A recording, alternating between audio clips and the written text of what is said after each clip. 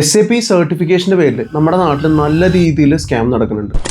കഴിഞ്ഞ ദിവസം ഒരു ഇന്റർവ്യൂ എടുത്തപ്പോൾ ഒരു കാൻഡിഡേറ്റ് എനിക്ക് അയച്ചു തന്ന ഗ്ലോബൽ സർട്ടിഫിക്കേഷൻ ആണെന്ന് പറഞ്ഞ് അയച്ചു തന്ന ഒരു സർട്ടിഫിക്കറ്റ് ആണ്. ഇത് ഗ്ലോബൽ സർട്ടിഫിക്കേഷൻ അല്ല. ഇത് ആ സ്റ്റുഡന്റ് ആ ഇൻസ്റ്റിറ്റ്യൂട്ടിൽ പഠിച്ചേക്കുന്നതിന്റെ കോഴ്സ് കംപ്ലീഷൻ സർട്ടിഫിക്കറ്റ് മാത്രമാണ്. 1.5 lakhs കൊടുത്ത് അവിടെ പഠിച്ച് ഈ സർട്ടിഫിക്കറ്റും പിടിച്ച് ആ സ്റ്റുഡന്റ് ലൈഫ് ലോങ് ആലോചിച്ചിരിക്കും എന്തുകൊണ്ടാണ് ജോബ് കിട്ടാത്തത്. ഇവിടെ എന്റെ ഇന്റൻഷൻ ആ ഇൻസ്റ്റിറ്റ്യൂട്ടിനെ മോശമാക്കി കാണിക്കാനല്ല, അതുകൊണ്ടാണ് ഞാൻ അവരുടെ ഡീറ്റെയിൽസ് ഒക്കെ ഫെയ്ഡ് ചെയ്ത് ചെയ്യുന്നത്. പക്ഷേ അറ്റ്ലീസ്റ്റ് ഈ ഇൻസ്റ്റിറ്റ്യൂട്ട്സ് സ്റ്റുഡൻസിനോട് പറഞ്ഞു കൊടുക്കണം, ഇത് SAPയുടെ ഗ്ലോബൽ സർട്ടിഫിക്കേഷൻ അല്ല, ഇത് വെറും കോഴ്സ് കംപ്ലീഷൻ സർട്ടിഫിക്കറ്റ് മാത്രമാണെന്ന് സ്റ്റുഡൻസിനോട് പറഞ്ഞു കൊടുക്കണം. ഇത് ഈ ഒരു കാൻഡിഡേറ്റിന്റെ മാത്രം കാര്യമല്ല, എനിക്ക് ഡെയിലി ഇതുപോലത്തെ കുറെ മെസ്സേജസ് വരുന്നുണ്ട്. SAP സർട്ടിഫിക്കേഷന്റെ വാലിഡിറ്റി ഒന്ന് ചെക്ക് ചെയ്ത് തന്നെ പറഞ്ഞു. നിങ്ങളുടെ കയ്യിലിരിക്കുന്ന സർട്ടിഫിക്കറ്റിന്റെ ഫോമാറ്റ് ഇത് ഇങ്ങനെയാണെന്നുണ്ടെങ്കിൽ നിങ്ങളുടെ കയ്യിലിരിക്കുന്നതും കോഴ്സ് കംപ്ലീഷൻ സർട്ടിഫിക്കറ്റ് മാത്രമാണ്, SAP സർട്ടിഫിക്കേഷൻ അല്ല. SAPയുടെ ഗ്ലോബൽ സർട്ടിഫിക്കേഷൻ ഫോമാറ്റ് ഇത് ഇങ്ങനെ ഇരിക്കും. അതിന്റെ താഴെ ഒരു ക്രെഡിലിയുടെ വെരിഫിക്കേഷൻ ലിങ്ക് ഉണ്ടാവും. ഈ ഫോർമാറ്റ് അല്ലാതെ വേറെ ഏതെങ്കിലും ഫോമാറ്റിലാണ് നിങ്ങളുടെ കയ്യിലിരിക്കുന്ന സർട്ടിഫിക്കറ്റ് ഇരിക്കുന്നതെങ്കിൽ ഐദർ അത് ഫേക്ക് ആണ്, അല്ലാന്നുണ്ടെങ്കിൽ അത് വെറും കോഴ്സ് കംപ്ലീഷൻ സർട്ടിഫിക്കറ്റ് മാത്രമാണ്. നിങ്ങളുടെ കയ്യിലിരിക്കുന്ന സർട്ടിഫിക്കറ്റിന്റെ ജെന്യൂനിറ്റി ഇപ്പോൾ നിങ്ങൾക്ക് ചെക്ക് ചെയ്യണമെന്നുണ്ടെങ്കിൽ നിങ്ങൾക്ക് ആ സർട്ടിഫിക്കറ്റിന്റെ കോപ്പി